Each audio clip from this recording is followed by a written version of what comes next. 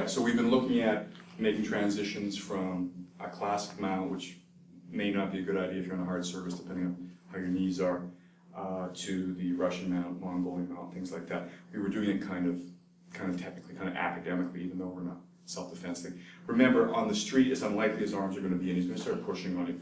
So we're back, so he starts pushing on me hard. Remember, you spend all this time in jiu-jitsu, if you're in a proper class, learning how to weave through and how to get rid of his arm. That's good training. But sometimes we don't have the time. We're not here to wear the guy out in this manner. We need to start being more aggressive. That's one of the differences when we're fighting on the street.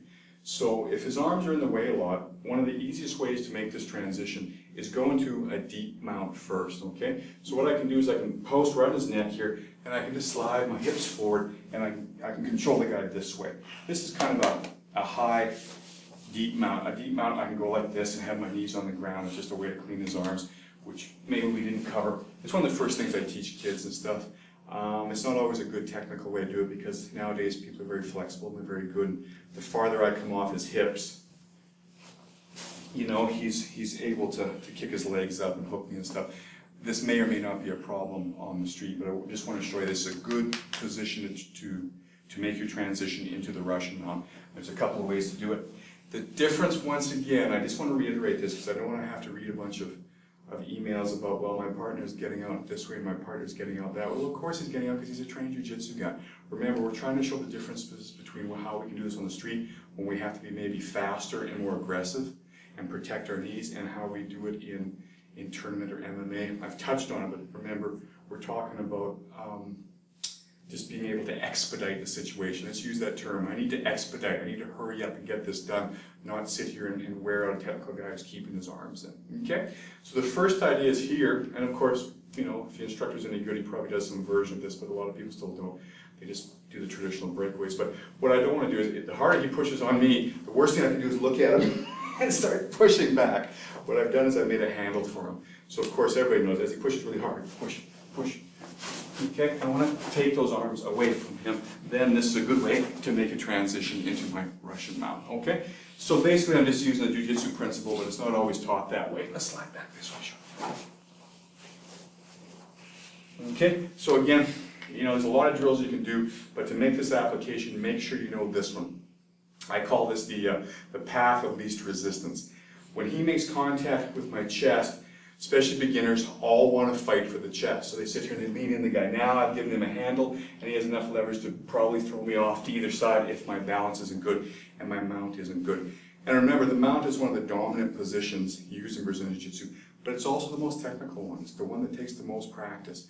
So if you don't have that practice, and just look at real-world fights where trained Jiu-Jitsu guys, not the highest level, just average Jiu-Jitsu guys like the people that are watching this who are blue belts, purple belts, and see what happens in the street. Usually they take them out prematurely, and oftentimes they get rolled over. So remember, it's not always necessary to be in a classic mount, so I'm showing these variations. And the number one reason why in the street people lose the mount is because it's very, very unstable, and they're not used to a guy going wild like they would on their first day as white belts. As people get better, they start being more technical. So remember, once again, to prepare for trained opponents is one thing. To train for the huge, aggressive, spastic guy on the street is a little different, and we have to make sure we're doing both kinds of training. So as he pushes on my chest, I have to fight my natural inclination to look down. Now, as soon as I look down, what happened? My chest curves, and he's got a nice handle. So as he pushes in, I lift my head up, and I use my hips here. Now, I can use my hands to help, of course, but I want to show you this motion. I want to make a sliding action here. So as he does it, I slide. Now, I can either climb my knees forward, but if I'm on that hard surface again, I'm going to get my knees right off the ground and have my hips behind his elbows, okay? So this is just a knee-up kind of version of a deep mount, okay? Slide back here a little bit. All right, so once again he pushes on me, I slide, I can post on his neck, and I'm here. Okay, I'm basically just riding the guy this way. All right, sometimes I can sit my butt. Now, I don't necessarily have to stay here all day, but first of all, this is an attack position. Okay, his arms are fairly tight here, and if I want, I can do this simple stuff. I can make the guy squeal with a wrist lock, or I can take his eye, or whatever, depends on how fast you are. The idea of this position, once again here, is I'm only basically squatting on the guy. In a tournament situation, you might say, well, it's too unstable, it causes too much space. That's true, but it also allows me to transition faster. Okay, so when I'm sitting here on the guy in this unstable fashion, it makes me think, man, I can get up so easily from here. And then I can exit from there. So we need to use these positions in all their variations. I call this just a high deep mount, okay?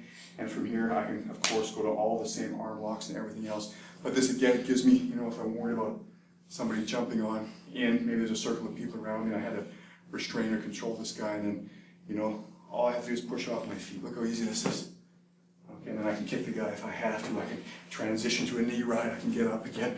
I can do all the things that we've been doing here. So he pushes on me. Again, I can go here or just lean forward. Let my hips do the work. Now I can stay with my knees on the ground here, or I can bring them like this. Now if his arms cross, this is really uncomfortable for the guy. Okay, you want to fight anymore? You know, I don't have to use classic positions that you see all the time. My knees are off the ground. If I had shoes on, the only thing in contact would be my feet. I'm in pretty good control here. If something goes wrong, start kicking the bucket really hard. Okay? It's a lot easier for me to exit out of that position necessarily. So there's a variation in between. That's your halfway point from transitioning from a classic knee down mount to a Russian mount. That's kind of a deep mount that you can use all by itself, and it allows you to transition to these other mounts and gives you some attacks by itself.